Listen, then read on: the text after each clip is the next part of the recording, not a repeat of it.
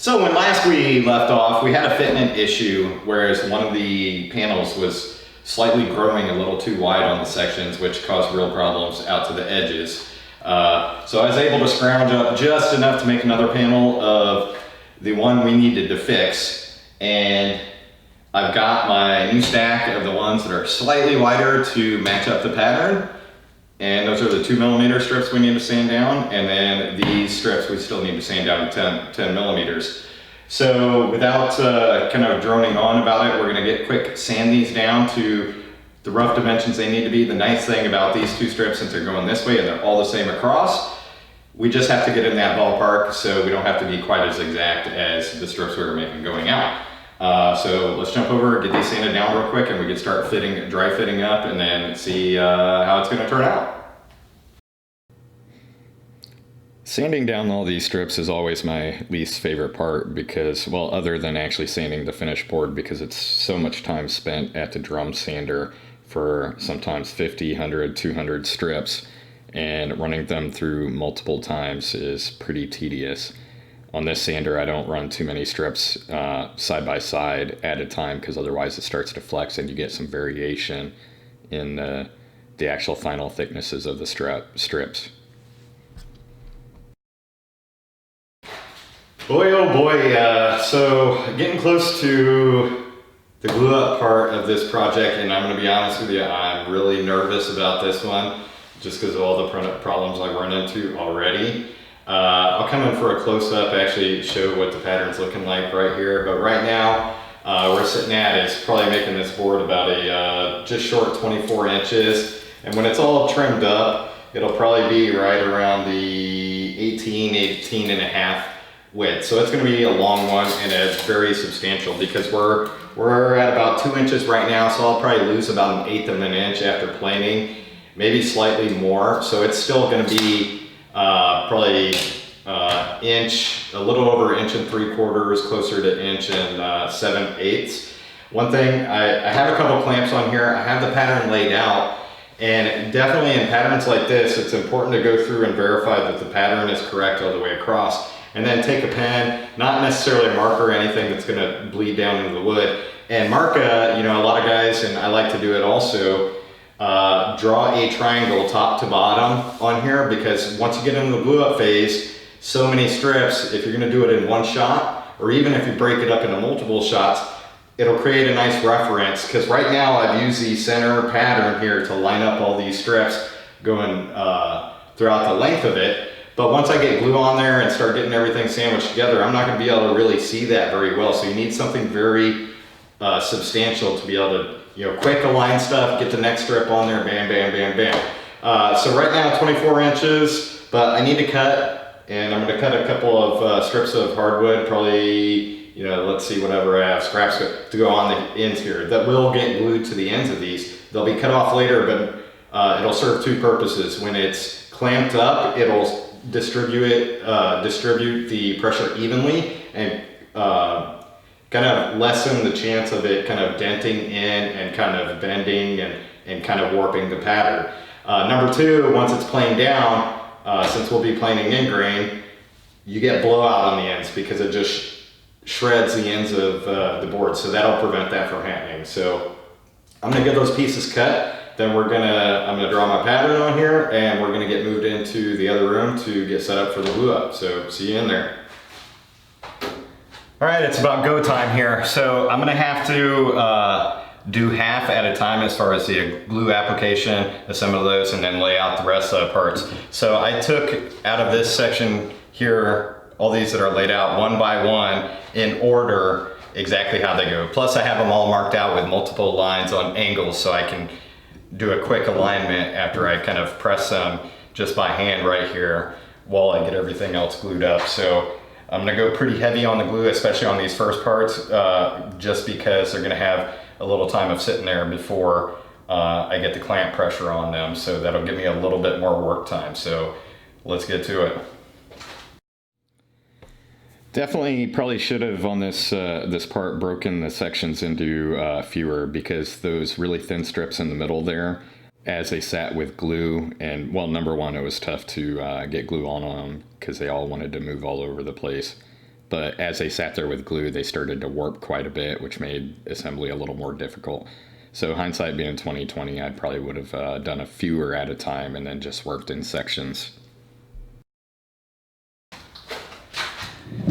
Okay, that almost didn't go so well, so it took a little bit longer because I got to about here in the pattern and I realized there was a strip that was out of place. So one that was out of place meant that all of them had to be flipped after that. So pretty much from here on, I had to on the fly reverse everything to get the pattern correct. And how, like, even though I double checked all the way through once I had it clamped up out there, almost a catastrophe. So I'm still getting a little bit of squeeze out down here on this end, so I'm hoping that the glue didn't set up too much before I got that clamped on. We're gonna find out here come morning, afternoon, tomorrow, somewhere when I pop it out of here and we start, we trim this thing up and start planing it down and see how the pattern turns out. So we shall see.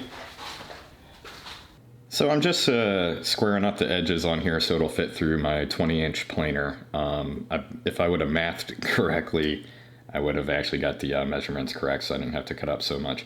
But actually, when all was said and done, I ended up trimming even more down so I had more symmetrical from the sides to the ends look. And I know a lot of people are skeptical about planing in grain, but you just got to be really careful and not take too much in one pass because it tends to tear out the surface and get a little bit of pitting in the surface, but in the end, it worked out.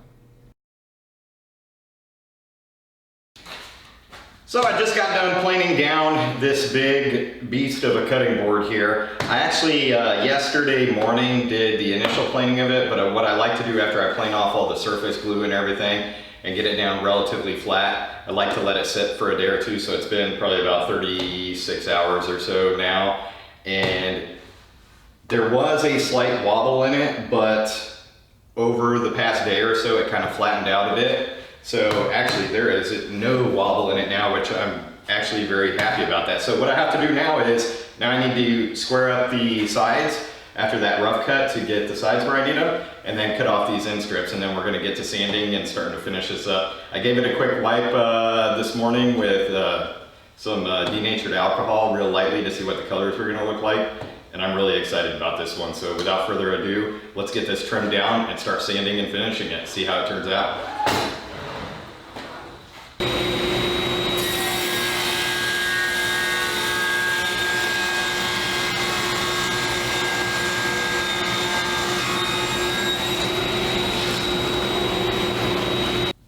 So now it's time for the rough sanding. I'm gonna actually, starting with 80 grit, I'm gonna work up to 220. However, I'm probably gonna stop at 120. At about that point is when I'm going to round over the edges and then do the actual finger holds, which I'm gonna make pretty large on this one because it's a pretty heavy board. But this is by far, well, compared to the hours standing at the drum sander, my least favorite part because it takes forever to sand down in grain as opposed to edge or face grain. Like this sander will tear through edge or face grain like it's nothing and sand it smooth quick. But on in grain, since fibers are standing up, it's gonna take a while. So it's usually a bit of a workout. I'm gonna get to this and we'll be one step closer to being done.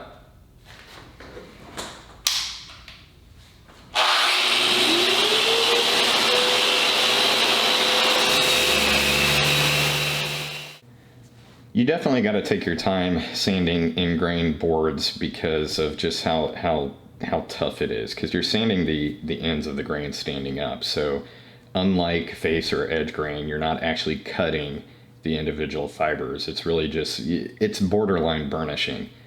This is where taking your time planing and doing very shallow passes on the finishing passes pays off, because the more you can reduce the actual tear out of the surface, the better it's going to make the finish sanding in the long run. I typically go down to about 120 on the surfaces, and the edges before I move over to route out all the handholds and everything, because you're going to get a little bit of surface scratches as you work with different hand tools and whatnot. And then after all that's said and done, move on to kind of finishing everything up. So since this board is so large, I'm using a pretty large cove bit to do the handholds on here. So I actually do 2 passes about half depth on the first one, and that's to limit the actual tear out on the sides. If you do a full pass with a really large bit, you're going to get some blowout, and so we kind of limit that by taking multiple passes. And then I move on to the finish sanding, and then everything that I kind of did before on the edges, I move over to kind of hand sanding after that to give it a more of a hand finished look and less of a machine look. It's a little tedious, but I think the little bit of extra effort in the long run gives, you know, a nice better finish on everything, and you know, you don't end up with tool marks, which is, you know, what we're going for. And of course the this part is always my favorite part because so much time goes into finishing and sanding, and then that moment you pour mineral oil, and of course this is food grade mineral oil. Once you pour that on there, you really see the patterns pop, and you know, it really comes to life, and it's super satisfying. So usually if this was a smaller board, I'd just submerge this in a bin for 5 or 10 minutes, let it soak up quite a bit of mineral oil. But in this case, I'm just, you know, taking a little bin and pouring it on there and wiping it. And I do a few coats before I move on to finishing and rubbing heated. You know, I have a little crock pot of mineral oil and beeswax that I use to finish. And I know most everybody else does the same thing. Yeah, and now that it's getting close to the end of this project here, it's super satisfying to see it all come together. And I never make anything for myself, so this is a cutting board for my kitchen. So it's satisfying because this is something I'm going to use rather than ship off to somebody else. So definitely satisfying on that aspect. After this part, I usually move on to, you know, I'll let it sit for a while, buff it off, and then start adding the feet on the bottom here like I'm doing here. I'm just using a speed square to get a rough estimate of where the feet are going. I'm not looking for perfection on here because they're feet, just as long as they're within you know, a 1/16 of an inch of where they need to go. And I've been trying different types of feet on cutting boards here, and these I actually got from, there's a guy on eBay that sells these in different sizes, and I think I like these feet quite a bit. I'll do a little bit more research on them, try them a little bit more, and if I like them enough, I'll go ahead and link his store on here. But they have embedded washers in them, which is nice to keep feet from pulling off. So we'll see how they hold up, and I'll let you know.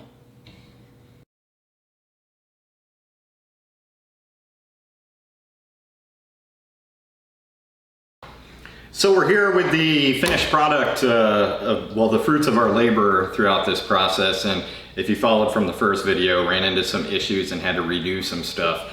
But I'm really surprised with how it turned out, and I'm much happier than I thought it was gonna, because when I did the final glue up of everything, there was a few issues I ran into, a little bit of misalignment, whatnot. But as you can kind of see here by the actual board here, the pattern turned out very nice, and although there are a few sections in here with a slight misalignment, it actually, I feel like when you look at it from different angles, it kind of adds to the over and under effect of the weave pattern. It kind of breaks up a slight little variation as it goes over and then back under, especially going lengthwise on the board. So overall, this ended up being 24 inches by about 17.5 inches wide or depth, you know, if you're looking at it, and just shy of 2 inches thick.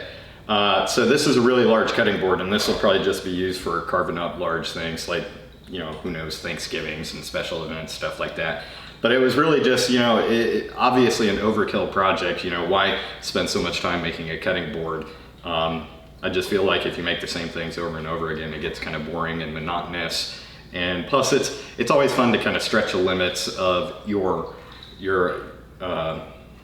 stretch the boundaries of your limitations, and you really learn a little bit. So I'm gonna do some close-ups of everything and let y'all see how it turned out. And I thank you for joining me, and we'll see what we can come up with for the next project.